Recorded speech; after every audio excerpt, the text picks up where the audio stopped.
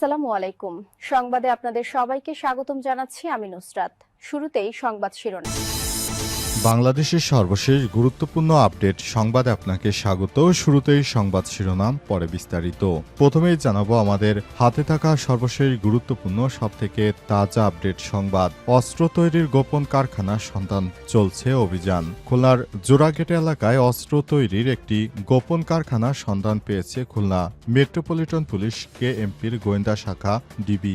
আজ সন্ধ্যার পর কেএমপির ডিবির একটি টিম অভিযান চালিয়ে কারখানাটির অস্তিত্ব শনাক্ত করেছে। কেএমপির deputy commissioner south Mohammad Tajul Islam জানিয়েছেন, ডিবির কাছে আগে থেকেই তথ্য ছিল যে এলাকায় একটি অস্ত্র তৈরির কারখানা রয়েছে। সেই তথ্যের ভিত্তিতে আজ অভিযান চালিয়ে অস্ত্র তৈরির বিভিন্ন যন্ত্রাংশ, ছাঁচ ও সরঞ্জাম উদ্ধার করা হয়েছে। তিনি বলেন, নগরের এত কাছে অস্ত্রের কারখানা থাকা অত্যন্ত উদ্বেগজনক। এরপর জানাবো হাদির চিকিৎসায় 11 সিদ্ধান্ত বিশেষ মেডিকেল টিমের। রাজধানীর এবারকার হাসপাতালে চিকিৎসাধীন মাথায় গুলিবিদ্ধ ঢাকা 8 আসনের স্বতন্ত্র প্রার্থী শরীফ ওসমান হাদির শারীরিক অবস্থা স্থিতিশীল রয়েছে। জীবন মৃত্যুর সন্দিক্ষণ থাকাকালে এই জুলাই যোদ্ধার চিকিৎসায় বিভিন্ন বিভাগের বিশেষজ্ঞ 15 জন চিকিৎসকের সমন্বয়ে একটি মেডিকেল বোর্ড গঠন করা হয়েছে। এ বিষয়ে খুবই গুরুত্বপূর্ণ সংবাদ জানাবো, সঙ্গেই থাকুন। জানাবো উখিয়ায় জামাত নেতার উপর বিএনপির ছাত্রদল সন্ত্রাসীদের হামলা। কক্সবাজারের উখিয়ায় জামাত ইসলামের এক নেতার উপর সংঘবদ্ধ হামলা চালিয়েছে বিএনপির ছাত্রদলের নেতাকর্মীরা। সময় এলোপাতাড়ি মারধর করায় তিনি গুরুতর আহত হয়ে পড়েন। তাকে উদ্ধার করে উপজেলা স্বাস্থ্য কমপ্লেক্সে নেওয়া হয়। সেখান থেকে উন্নত চিকিৎসার জন্য তাকে জেলা সদর হাসপাতালে হস্তান্তর করা হয়েছে। এই ঘটনার পর উক্ত এলাকা থমথমে অবস্থা বিরাজ করছে। এদিকে রিজভীকে প্রকাশ্যে ক্ষমা চাইতে বললেন বিপি সাদিক কায়েম। ইনকিলাব মঞ্চের মুখপাত্র ঢাকা 8 আসনের সম্ভাব্য স্বতন্ত্র প্রার্থী শরীফ ওসমান হাদির উপর গুলির ঘটনায় একটি ছবি ছড়িয়ে পড়েছে, যেখানে দেখা যাচ্ছে অভিযুক্ত শুটারের সঙ্গে ঢাকা বিশ্ববিদ্যালয় ঢাবির কেন্দ্রীয় ছাত্র সংসদ ডাকসুর বিপি সাদিক কায়েম চা খাচ্ছেন। ছবিটি এআই এবং আওয়ামী লীগের প্রোপাগান্ডা সেল কর্তৃক প্রচারিত। ওই ছবি নিয়ে এক সমাবেশে কথা বলেছেন বিএনপির জ্যেষ্ঠ যুগ্ম মহাসচিব অ্যাডভোকেট রুহুল কবির রিজভী। এ নিয়ে রুহুল কবির রিজভীকে প্রকাশ্যে ক্ষমা চাইতে বলছে সাদিক কায়েম। এবং সর্বশেষ জানাবো হাদির উপর হামলা এবং এ নিয়ে নির্বাচনে কোনো প্রভাব পড়বে না বলছে ইসি। ঢাকা 8 আসনের সম্ভাব্য প্রার্থী ইনকিলাব মঞ্চের মুখপাত্র শরীফ ওসমান হাদির উপর হামলা আসন্ন জাতীয় সংসদ নির্বাচনে বড় কোনো প্রভাব ফেলবে না। নির্দিষ্ট সময়ে দেশে নির্বাচন অনুষ্ঠিত হবে বলে নিশ্চিত করেছে নির্বাচন কমিশন। আজ নির্বাচন কমিশনের অফিস থেকে সব তথ্য নিশ্চিত করা হয়। প্রিয় দর্শক, এতক্ষণ শুনছিলেন সংবাদ শিরোনাম, এবারে বিস্তারিত। তবে তার আগে বন্ধুরা, অনুরোধ থাকবে এই সংবাদটিতে একটি লাইক দিন। এই চ্যানেলে আপনি নতুন হয়ে থাকলে আমাদের সংবাদটি দেখতে দেখতে চ্যানেলটি সাবস্ক্রাইব করে রাখুন। কমেন্ট করে বন্ধুরা আপনার মূল্যবান মতামত জানিয়ে দিন আপনি বিশ্বের কোন দেশ থেকে বা বাংলাদেশের কোন স্থান থেকে আমাদের সংবাদটি দেখছেন এবং শুনছেন। আর বন্ধুরা, সংবাদটি আপনার সোশ্যাল মিডিয়া ফেসবুকে শেয়ার করে বন্ধুদেরও দেখার সুযোগ করে দিন। গাজা যুদ্ধে আপনি যদি নিরীহ ফিলিস্তিনিদের ভালোবেসে থাকেন, কমেন্টে ইয়েস লিখে বিশ্ববাসীকে জানিয়ে দিন। এবারে বিস্তারিত। অস্ত্র তৈরির গোপন কারখানার সন্ধান চলছে সেনাবাহিনীর অভিযান। খুলনার জোড়াগেট এলাকায় অস্ত্র তৈরির একটি গোপন কারখানার সন্ধান পেয়েছে খুলনা মেট্রোপলিটন পুলিশ কেএমপির গোয়েন্দা বিভাগ। আজ সন্ধ্যা 6:30টার দিকে কেএমপি ডিবির একটি টিম এবং সেনাবাহিনী কারখানাটি শনাক্ত করে। কেএমপির deputy commissioner south Mohammad Tajul Islam জানান, ডিবির কাছে আগে থেকেই তথ্য ছিল যে এলাকায় একটি অস্ত্র তৈরির কারখানা রয়েছে। সেই তথ্যের ভিত্তিতে অভিযান চালিয়ে অস্ত্র তৈরির বিভিন্ন যন্ত্রাংশ যেমন ছাঁচ, সরঞ্জাম উদ্ধার করা হয়। তিনি বলেন, নগরের এত কাছে অস্ত্রের কারখানা থাকা অত্যন্ত উদ্বেগজনক। ডিবির ওসি তৈমুর ইসলাম জানিয়েছেন, অস্ত্র তৈরির কারিগরকে ঈশ্বরদী থেকে আনা হয়েছে। জোড়াগেট এলাকায় অস্ত্রের বিভিন্ন পার্টস তৈরি করা হলেও চূড়ান্ত সংযোজন করা হতো অন্য একটি স্থানে। সব অস্ত্র খুলনা, যশোর, সাতক্ষীরা অঞ্চলে সন্ত্রাসী জলদস্যু চক্রের কাছে সরবরাহ করা হয়। অভিযান অব্যাহত রয়েছে এবং পরে বিস্তারিত জানানো হবে হবে বলে জানানো হয়েছে। এই রিপোর্ট লেখা পর্যন্ত অভিযান চলমান রয়েছে। অভিযান সম্পন্ন হলে বিস্তারিত আপনাদেরকে জানিয়ে দেওয়া হবে। সব অস্ত্র মূলত বিভিন্ন জায়গায় হাত বদলের মাধ্যমে দেশের ভিতরে অনেক জায়গায় সব অস্ত্র ঢুকে পড়ছে। এসব অস্ত্রের কারণে মূলত এখন নানা রকমের সমস্যা তৈরি হচ্ছে। এসব অস্ত্র দেশের বিভিন্ন জায়গায় চলে যাওয়ার কারণে হাদির মতো বাংলাদেশের বিভিন্ন জায়গায় জায়গায় মানুষকে হত্যা করা হচ্ছে।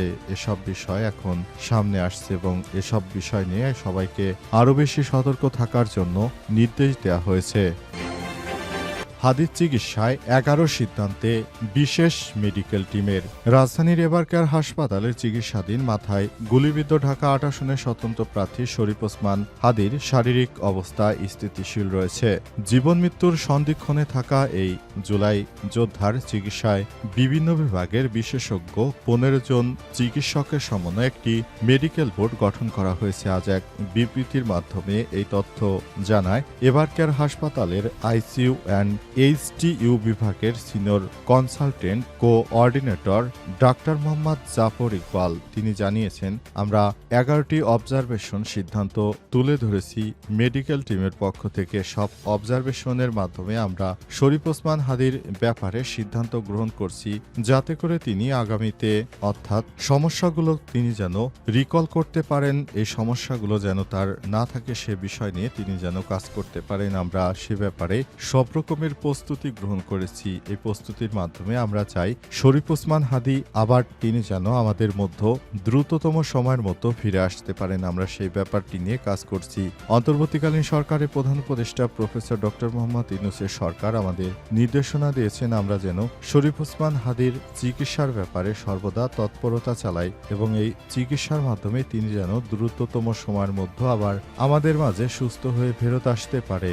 আর শরীফ ওসমান হাদি তিনি এতটাই জনপ্রিয় যে তিনি বাংলাদেশটাকে রিপ্রেজেন্ট করতে চান, সেজন্য তিনি প্রতিনিয়ত টেলিভিশন চ্যানেলে এবং বিভিন্ন পত্রপত্রিকায় তার কথা শোনা যায়, তার প্রশংসায় পঞ্চমুখ বাংলাদেশের মানুষ। তিনি নিজে কখনো দুর্নীতি করেননি এবং কাউকে তিনি দুর্নীতির সঙ্গে যুক্ত হতে দেবেন না এমন কথা বলেন। তারপরও তিনি বলেছেন, কেউ আমাকে হত্যা করতে পারে, সেক্ষেত্রে আমি বলবো আপনারা যারা আমার ভাই বন্ধু রয়েছেন তারা শরীফ ওসমান হাদির পরিবারকে যখন আমি থাকবো না আপনারা দেখে রাখবেন ইত্যাদি নানা রকম কথা বলতেন। এখন প্রকৃতপক্ষে সেই ঘটনাগুলো বাস্তবায়িত হচ্ছে। শরীফ ওসমান হাদি আমাদের মাঝে নেই, কিন্তু বাংলাদেশের মানুষ তার জন্য অনেক কান্নাকাটি করছে, হয়তো তিনি ফেরত আসতে পারেন। উখিয়ায় জামাত নেতার উপর বিএনপির ছাত্রদলের নেতাকর্মীদের হামলা। কক্সবাজারের উখিয়ায় জামাত ইসলামের এক নেতার উপর সংঘবদ্ধ হামলা চালিয়েছে বিএনপির ছাত্রদলের নেতাকর্মীরা। এ সময় এলোপাতাড়ি মারধর করায় তিনি গুরুতর আহত হয়েছেন। তাকে উদ্ধার করে উপজেলা স্বাস্থ্য কমপ্লেক্সে নেওয়া হয়েছে। সেখান থেকে উন্নত চিকিৎসার জন্য তাকে জেলা সদর হাসপাতালে হস্তান্তর করা হয়েছে। জানা গেছে হামলার শিকার জাহাঙ্গীর আলম জগৎ উপজেলা রাজাপালং ইউনিয়নের 6 নম্বর ওয়ার্ডের যুব বিভাগের যুব জামাতের সভাপতি। ঝগড়া মেটাতে যাওয়ার সময় তার উপর উপজেলা ছাত্রদলের সদস্য সচিব রিদানুর রহমানের নেতৃত্বে হামলা চালায় সংগঠনটির 20 থেকে 30 জন সন্ত্রাসীরা। আহত জাহাঙ্গীর বলেছেন, শুক্রবার সন্ধ্যায় উখিয়া থানার পার্শ্ববর্তী এলাকায় এক ছাত্রদল নেতার মোটরসাইকেলে ধাক্কা লাগে একটি ইঞ্জিন চালিত সিএনজি। রেতে উভয় গাড়ির চালকের মতো বাগবিতণ্ডা শুরু হয়। এক পর্যায়ে সেখানে উপস্থিত হয়ে তাদের শান্ত করার চেষ্টা করলে সেখানে দলবল নিয়ে হাজির হয়ে তার উপর হামলা চালায় বিএনপির সন্ত্রাসীরা। এই ঘটনায় তিনি রক্তাক্ত হয়েছেন। তিনি চান এই ঘটনা যেন সুষ্ঠু তদন্ত করে তারপর বিচার করা হয়। বাংলাদেশে বিএনপির এই সন্ত্রাসীরা বাংলাদেশটাকে আসলে ধ্বংস করার জন্য তারা বিএনপির এই সন্ত্রাসীরা এখন উঠে পড়ে লেগেছে। তারা বিভিন্ন জায়গায় মানুষ হত্যা, চাঁদাবাজি, রাহাজানি এমন কোনো নৃশংস কাণ্ড নেই যা তারা করছে না। বিএনপির এই অত্যাচারে দেশের প্রতিটি মানুষ এখন অতিষ্ঠ হয়ে পড়েছে। এই ধরনের বিএনপির কর্মকাণ্ড আমরা বাংলাদেশের প্রতিটি মানুষ এখন ঘরে ঘরে প্রতিবাদ জানাচ্ছে বিএনপির এই অশ্লীল কর্মকাণ্ড করার জন্য। এজন্য সবার পক্ষ থেকে বলা হচ্ছে আসলে তাদের এই ধরনের অনাকাঙ্ক্ষিত ঘটনায় দেশবাসী এখন অনেক বেশি হতাশাগ্রস্ত। কারণ যারা 15 বছর ধরে নির্যাতিত ছিল তারা এখন জুলুমকারী হিসেবে বাংলাদেশের মানুষের উপর তারা নানা রকম অত্যাচার করছে। এদের অত্যাচারে অতিষ্ঠ হয়ে পড়েছে বাংলাদেশের বাংলাদেশের সাধারণ জনগণ তারা এখন এই সন্ত্রাসীদের হাত থেকে মুক্ত হতে চায়। এজন্য আগামী বাংলাদেশের জাতীয় সংসদ নির্বাচনে বিএনপি থেকে বরঞ্চ জামাত ইসলামের জনপ্রিয়তা বাড়ছে শুধুমাত্র তাদের এই রাহাজানির কারণে। রিজভীকে প্রকাশ্যে ক্ষমা চাইতে বললেন ভিপি সাদিক কায়েম। ইনকিলাব মঞ্চের মুখপাত্র ঢাকা ৮ আসনের সম্ভাব্য স্বতন্ত্র প্রার্থী শরীফ ওসমান হাদির উপর গুলির ঘটনা একটি ছবি ছড়িয়ে পড়েছে। সেখানে দেখা যাচ্ছে অভিযুক্ত শুটারের সঙ্গে ঢাকা বিশ্ববিদ্যালয় ঢাবি কেন্দ্রীয় ছাত্র সংসদ ডাকসুর ভিপি সাদিক কায়েম চা খাচ্ছেন। ছবিটি এআই এবং আওয়ামী লীগের প্রোপাগান্ডা সেল কর্তৃক প্রচারিত। ওই ছবি নিয়ে এক সমাবেশে কথা বলেছেন বিএনপির জ্যেষ্ঠ যুগ্ম মহাসচিব অ্যাডভোকেট রুহুল কবির রিজভী। নিয়ে রুহুল কবির রিজভীকে প্রকাশ্যে ক্ষমা চাইতে বলেছেন সাদিক কায়েম। আজ বিকাল ৩টা ৪১ নিজের ফেসবুক আইডিতে দেয়া পোস্টে সাদিক কায়েম তিনি এসব কথা বলেন। পোস্টে বিএনপি এবং দলটির সিনিয়র নেতা রুহুল কবির রিজভীর প্রতি এই আহ্বান জানিয়েছেন তিনি। পোস্টে সাদিক কায়েম বলেছেন, আওয়ামী লীগের প্রোপাগান্ডা সেল কর্তৃক প্রচারিত এই জেনারেটেড ছবিকে সত্য ধরে নিয়ে বিএনপির সিনিয়র নেতা রুহুল কবির রিজভী শরীফ ওসমান হাদির হত্যা চেষ্টাকারীদের সঙ্গে আমাকে জড়িয়ে যে অপতথ্য ছড়িয়েছে তা বিএনপির মতো সংগঠনে সিনিয়র নেতার কাছে কোনোভাবেই প্রত্যাশিত ও দায়িত্বশীল আচরণ হতে পারে না। বিএনপির নেতারা আসলে কতটা মূর্খ আমি বলতে